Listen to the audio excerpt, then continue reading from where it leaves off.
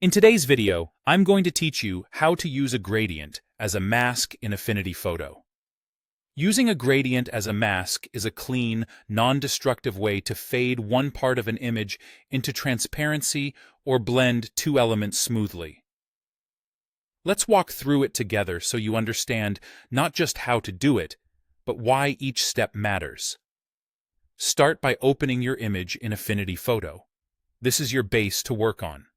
If you're working with a layered document, you can choose any layer that you want to gradually hide or reveal.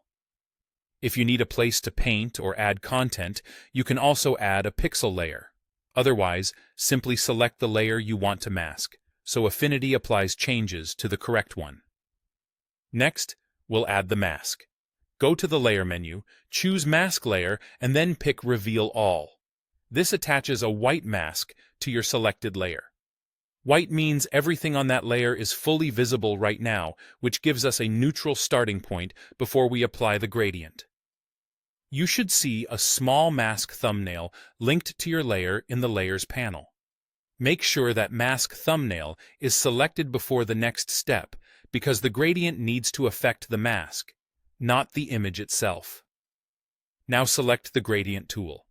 With the mask selected and the Gradient tool active, click and drag directly on your canvas where you want the fade to happen.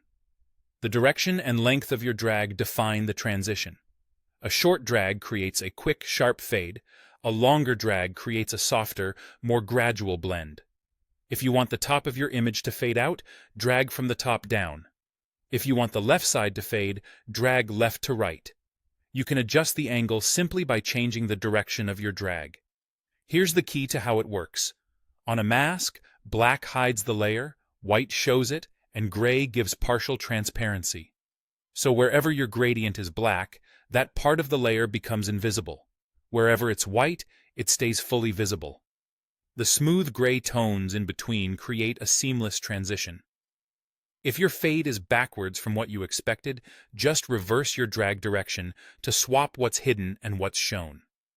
You can refine your result by dragging again on the mask to reposition or reshape the gradient until the transition looks right.